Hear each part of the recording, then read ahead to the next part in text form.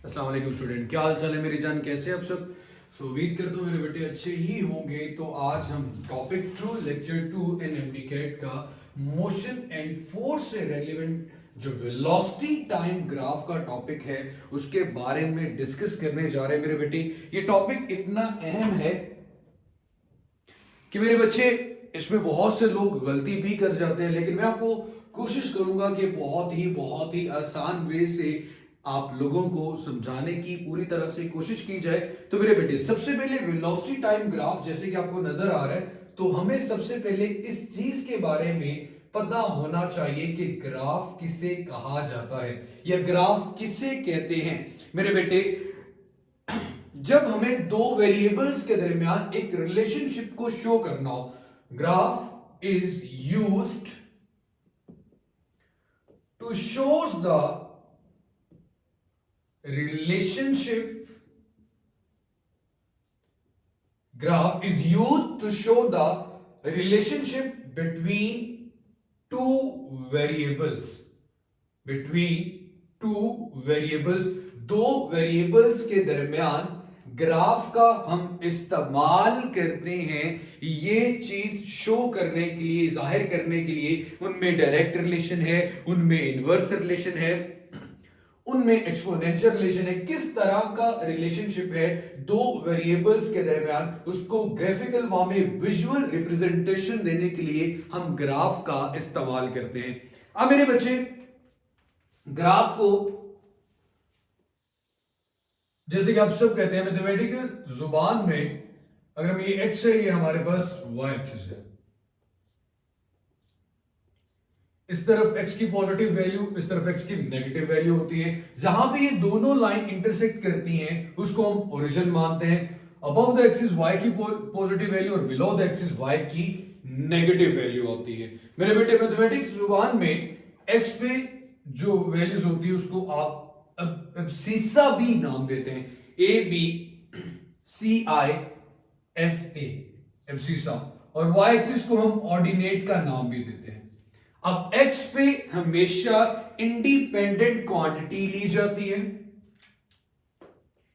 Independent quantity, जबकि y axis पे हम एक डिपेंडेंट क्वांटिटी लेते हैं। x एक्सिस पे इंडिपेंडेंट क्वांटिटी ली जाती है, जबकि y एक्सिस पे हम एक डिपेंडेंट क्वांटिटी लेते हैं। अब मेरी जान, for example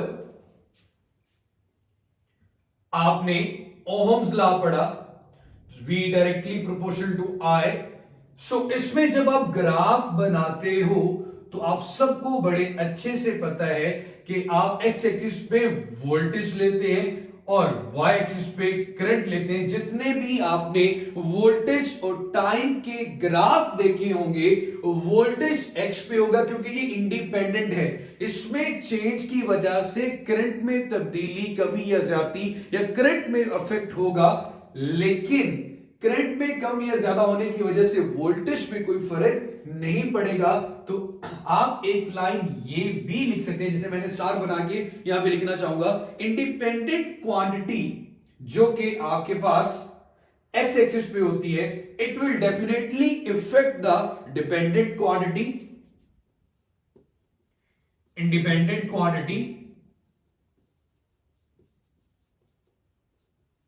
will affect the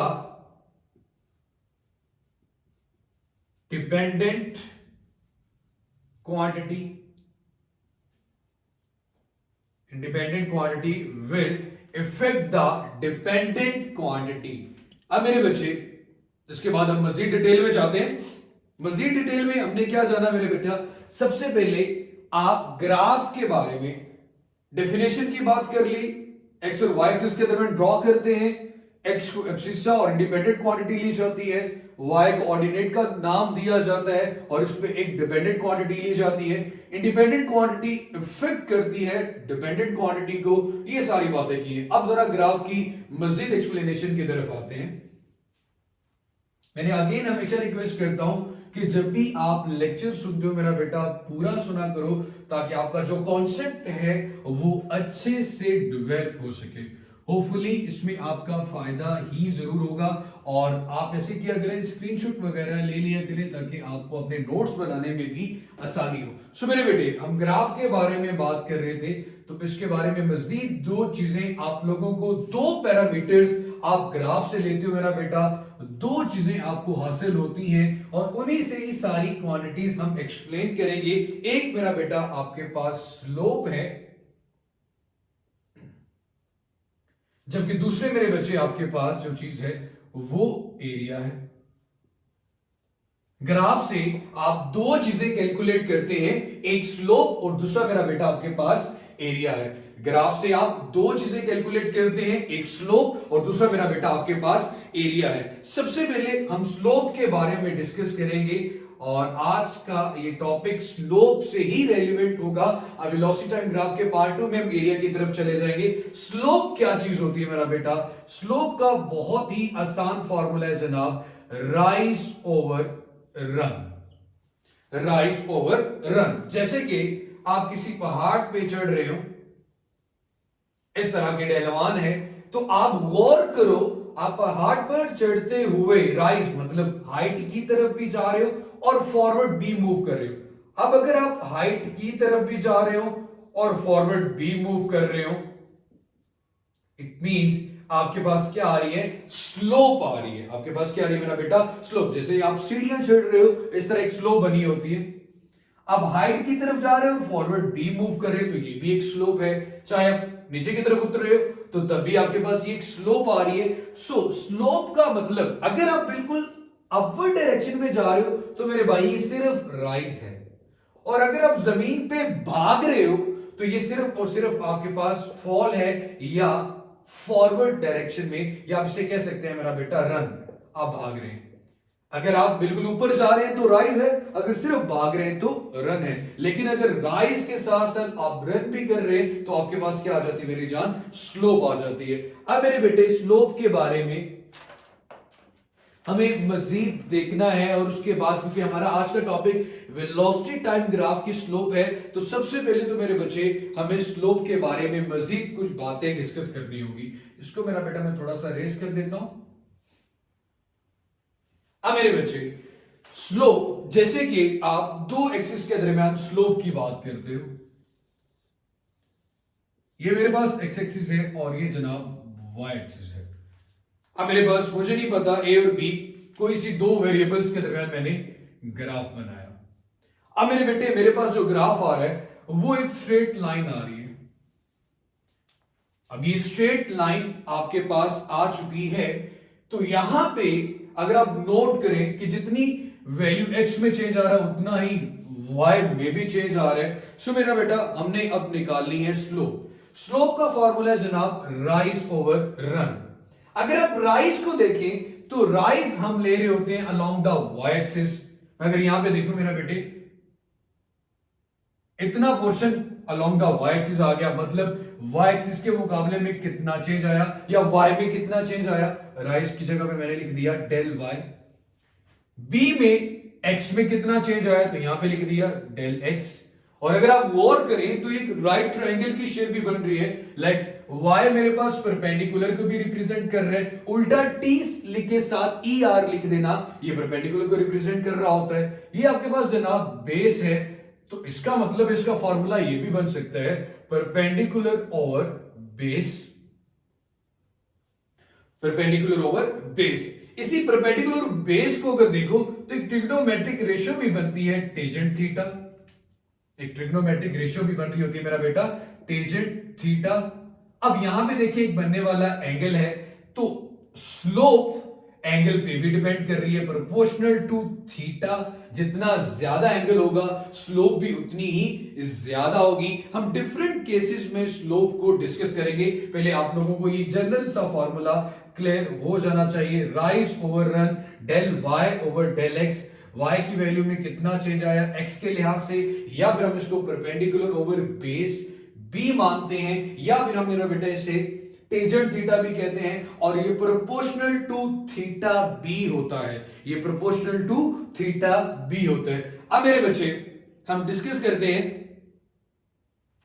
अब मेरे जान, जैसे जैसे एंगल बढ़ेगा स्लोप बढ़ेगी। अगर यही ग्राफ जो कि ए बी का बना हुआ है, अगर ये वेलोसिटी और टाइम का ग्राफ होता, अगर यही ग्राफ वेलोसिटी और टाइम का ग्राफ होता, तो y एक्सिस के अलोंग अगर आप देखो तो वेलोसिटी आ रही है, तो चेंज इन वेलोसिटी की मैं बात करता, x एक्सिस के अलोंग टाइम आ रहा है तो मैं चेंज इन टाइम की बात करता।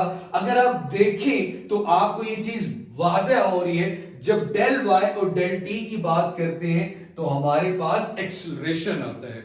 इस बात का मतलब यह बनता है कि ग्राफ की स्लोप आपको एक नई फिजिकल क्वांटिटी भी दे सकती है, ग्राफ की स्लोप आपको एक नई फिजिकल क्वांटिटी भी दे सकती है, जैसे कि यहां पे आपके पास एक्सेलरेशन आ गया। सिमिलरली मेरे बेटे, अगर आप यही ग्राफ अगर आप कहते कि जनाब ये ग्राफ वोल्टेज और करंट के दरमियान में है, तो मेरा बेटा अगर आप ये ग्राफ वोल्टेज और करंट के दरमियान में लेते तो करंट में चेंज मतलब y एक्सिस में change divided by x axis में चेंज, वोल्टेज का चेंज, तो ये आपको जनाब कंडक्टेंस दे रहा होता। यहां पे आपके पास एक्सेलरेशन आया, यहां पे आपके पास मेरा बेटा कंडक्टेंस आ गया।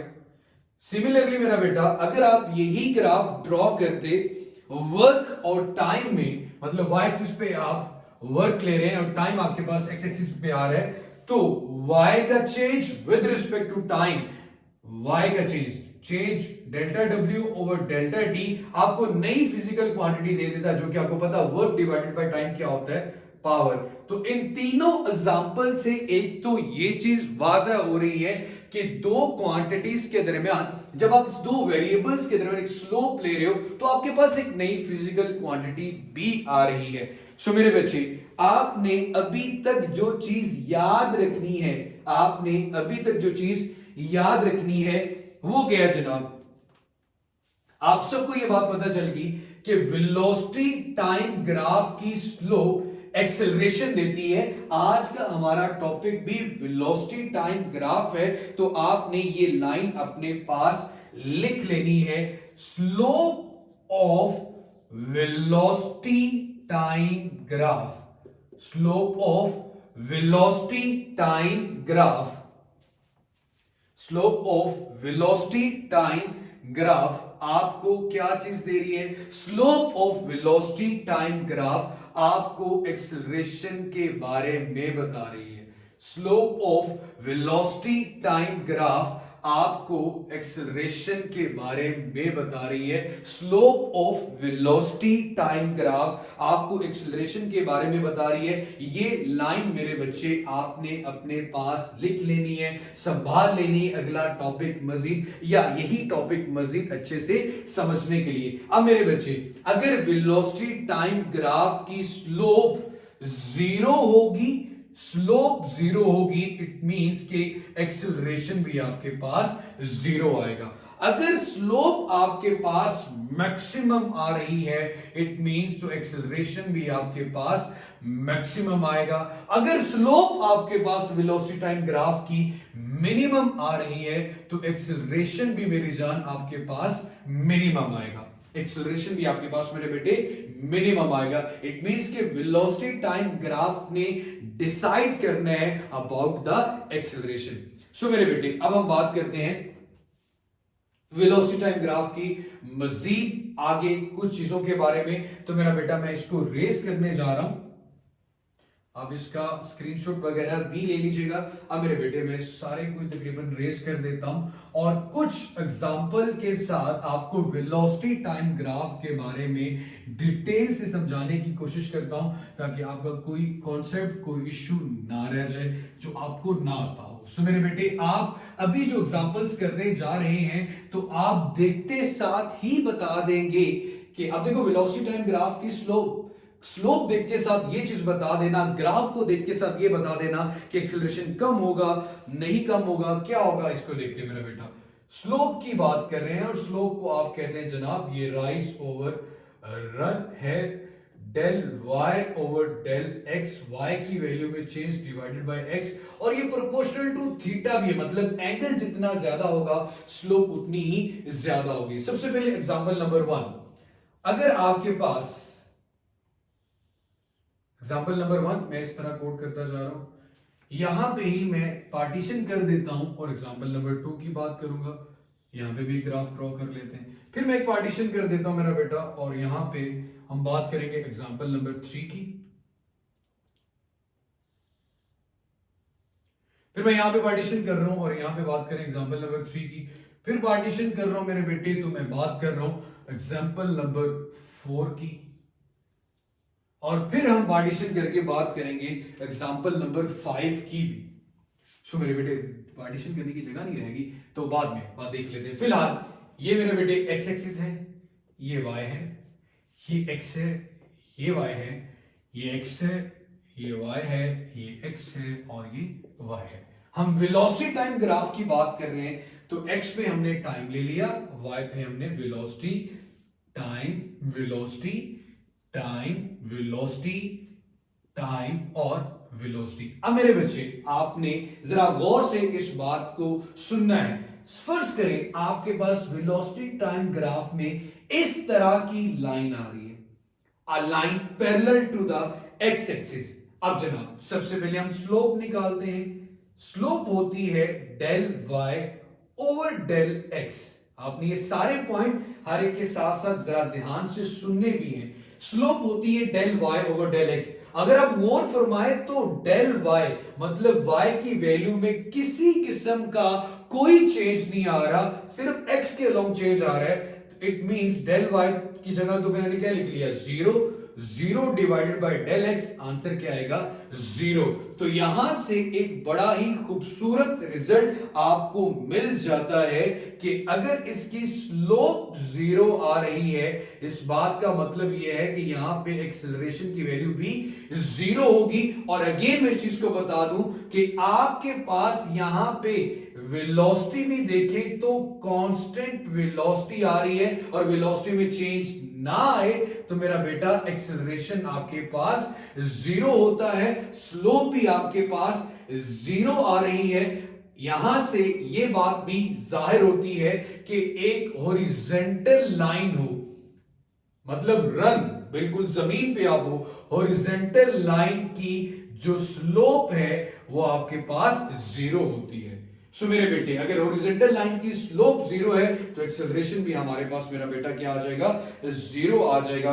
अब ये था मेरे बेटे, यहां से एक और चीज भी ड्राइव करेंगे, लेकिन फिलहाल यहां तक अगर हॉरिजॉन्टल लाइन की स्लोप आपके पास जीरो आ रही है तो एक्सेलरेशन भी आपके पास जीरो आएगा। अब यहां पे देखते हैं, अगर ऐसा होता ये लाइन बिल्कुल वर्टिकल होती, तो अब देखिए मेरे बेटे एक्स एक्सिस में किसी किस्म का कोई चेंज नहीं आ रहा, वाई के लॉन्ग वैल्यू ऊपर की तरफ बढ़ती जा रही है और हमें नहीं पता कि कहां तक जाएगी। तो सबसे पहले तो हम इसकी स्लोप निकालते हैं। यहां पे अब डेल वाई जीरो नहीं है बल्कि डेल एक्स जीरो आ रहा है, तो किसी भी नंबर को जब जीरो पे डिवाइड करते हैं आंसर मेरे बेटे आपके पास इंफिनिट आता है।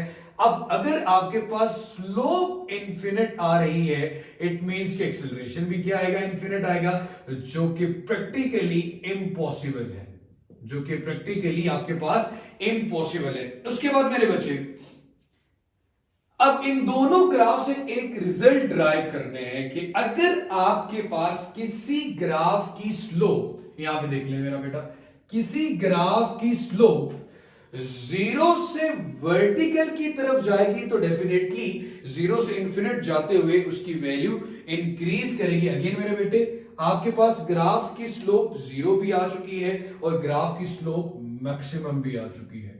स्लोप वर्टिकल की मैक्सिमम है, स्लोप हॉरिजॉन्टल की जीरो है। अगर आप जीरो से वर्टिकल की तरफ जा रहे हैं, हॉरिजॉन्टल से एज से मैं वी लिख देता हूं, एज से वी की तरफ जा रहा हूं तो आपकी स्लोप इंक्रीज कर रही है, आपका एक्सेलरेशन भी इंक्रीज करेगा और वो पॉजिटिव होगा। इस बात को ध्यान से सुन लें, अगर आप जीरो से वर्टिकल, हॉरिजॉन्टल से वर्टिकल की तरफ जा रहे हैं, जीरो से इंफिनिट की तरफ जा रहे हैं, तो आप इंक्रीजिंग ऑर्डर में जा रहे हैं। लाइक आपकी जो स्लोप है वो इंक्रीज कर रही है तो एक्सेलरेशन भी इंक्रीज करेगा। जैसे गाड़ी के एक्सेलरेटर पे पांव रख दें तो गाड़ी की जरिए से एक्सेलरेशन इंक्रीज करना शुरू कर देगा। अब मेरे बेटे इसका उलट भी यही होगा कि अगर आप वर्टिकल से हॉरिजॉन्टल की तरफ आ रहे हैं, इंफिनिट से जीरो की तरफ आ रहे हैं, तो डेफिनेटली एक्सेलरेशन कम हो रहा होगा और उसको हम नेगेटिव लेंगे। अब मेरे बच्चे, ये था इन पहली दो सिचुएशन से, दो से हमने 3-4 रिजल्ट ड्राइव कर लिए। अब मेरे बेटे कुछ इस तरह की स्लोप भी आ जाती है कि आपके पास बिल्कुल एक स्ट्रेट लाइन जो कि ओरिजिन से स्टार्ट हो, जैसे कि आपके जहन में याद हो गया, हाँ ये तो यूनिफॉर्म एक्सेलरेशन की है जिसमें आपके पास किसी किस्म का कोई चेंज नहीं आ रहा। अब यहां पे y में कितना चेंज आया, x के लिहाज से किसी भी पॉइंट पे del y over del x calculate करते हो slope del y over del x, तो ये आपके पास आंसर हमेशा कांस्टेंट आता है। जब स्लोप कांस्टेंट होगी तो एक्सेलरेशन भी आपके पास कांस्टेंट आएगा।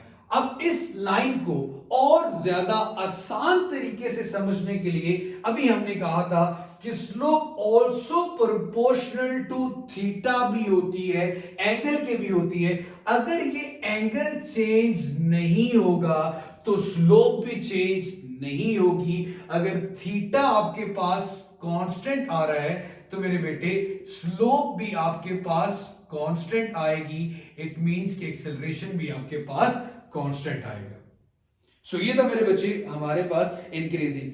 अब मेरा बेटा अगर अगर अगर अगर ये ग्राफ इस तरह बनने की बजाय कुछ ग्राफ ऐसे भी तो हो सकते हैं ना, यहां पे फर्क सिर्फ इतना आएगा कि एक्सेलरेशन कांस्टेंट तो आएगा लेकिन अब वो डिक्रीज हो रहा है, कम हो रहा है। इट मींस कि एक्सेलरेशन की वैल्यू नेगेटिव आएगी। और अगर मैं ये वाला एंगल सपोज कर लूं तो ये एंगल भी आपके पास कांस्टेंट है। इट मींस कि ये एक्सेलरेशन कांस्टेंट होगा बट नेगेटिव, ये एक्सेलरेशन कांस्टेंट होगा बट पॉजिटिव। तो ये मेरा बेटा एक केस था हमारे पास। एक फोर्थ वन केस में अगर आपके पास ग्राफ की स्लोप कुछ इस तरह से बन रही है और आप ये बताना चाहते हैं कि यार जनाब आपके एक्सेलरेशन कम हो रहा है या ज्यादा हो रहा है, एक नॉन वेरिएबल वे में ये चीज आ रही है, तो इसके लिए सबसे आसान तरीका कार क्या है, आप जनाब कुछ पॉइंट्स यहां पे कंसीडर कर लें और टेंजेंट ड्रॉ करें। तो आपको ये नजर आ रहा होगा कि आप हॉरिजॉन्टल से वर्टिकल की तरफ जा रहे हैं और हॉरिजॉन्टल से वर्टिकल की तरफ जा रहे हो तो स्लोप आपकी इंक्रीज करती है। और अगर आपकी स्लोप इंक्रीज करेगी तो एक्सेलरेशन भी जनाब इंक्रीज करेगा। ये थी एग्जांपल नंबर 4। उसके बाद मेरे बेटे अगर एग्जांपल नंबर 5 यहां पे ड्रॉ कर देता हूं ग्राफ। एग्जांपल नंबर 5 में अगर आपके पास कुछ इस तरह का ग्राफ बनता है लाइक दिस, अब भी आप क्या करेंगे, अब ये चीज देखना चाहते हैं कि ग्राफ की स्लोप इंक्रीज करेगी, डिक्रीज करेगी, एक्सेलरेशन बढ़ेगा या कम होगा। तो इस तरह की ग्राफिकल रिप्रेजेंटेशन में मेरी जान घबराना बिल्कुल भी नहीं है। आप क्या करेंगे मेरे बेटे, पॉइंट ड्रॉ करें और टेंजेंट ड्रॉ करें। टेंजेंट क्या है, कर्व के ऊपर एक पॉइंट ड्रॉ करके एक लाइन ड्रॉ करना जो सिर्फ उसको उसी पॉइंट पे टच करे। यहां पे मेरे बेटे अब आप देखें, अब आपकी जो स्लोप है, जो टेंजेंट लाइन है, वो मेरा बेटा क्या हो रही है, वो वर्टिकल से हॉरिजॉन्टल हो रही है। अगर वो वर्टिकल से हॉरिजॉन्टल हो रही है तो डेफिनेटली हमने कहा था कि वर्टिकल से हॉरिजॉन्टल होने का मतलब एक्सेलरेशन कम हो रहा है क्योंकि स्लोप की वैल्यू कम हो रही है। तो इसलिए मैंने कहा था कि आपने वो लाइन अपने पास रख देनी है कि वेलोसिटी टाइम ग्राफ की स्लोप आपको एक्सेलरेशन बताती है। होपफुली वेलोसिटी टाइम ग्राफ के बारे में और स्लोप के बारे में ये जितने केसेस थे मैंने आपको डिटेल में बता दिए। इस लेक्चर को अगर आपने मिस कर दिए तो दोबारा से जरूर सुनिएगा। और अभी तक अगर आपने रजिस्ट्रेशन नहीं करवाई तो 0319611589 पे अपनी रजिस्ट्रेशन करवा ले। 2 माह की फीस सिर्फ 5000 रुपए है। और अगेन वन थिंग मोर, अभी मेरे बेटे मैंने आपको स्लोप के बारे में बताया, कल इंशाल्लाह हम ग्राफ के एरिया के बारे में बात करेंगे। तो तब तक अपना बहुत सारा सा ख्याल रखिएगा, खुश रहें, आबाद रहें, अल्लाह ताला सबका हामी और नासिर हो। और चैनल सब्सक्राइब नहीं किया हुआ तो एमएमएन नज़ीर चैनल को भी जरूर सब्सक्राइब कर लें। अल्लाह हाफिज।